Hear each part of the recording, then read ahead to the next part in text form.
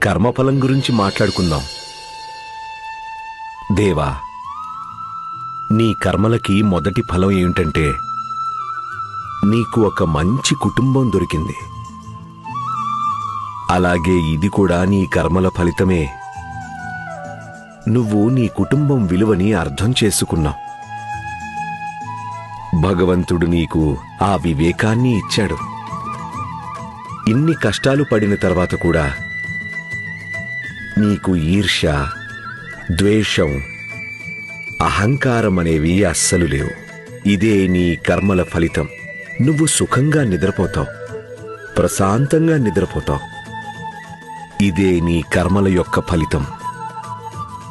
నిన్ను గౌరవించే వాళ్ళందరూ మనస్ఫూర్తిగా గౌరవిస్తారు, భయంతో కాదు. ఇదే నీ కర్మ ఫలం.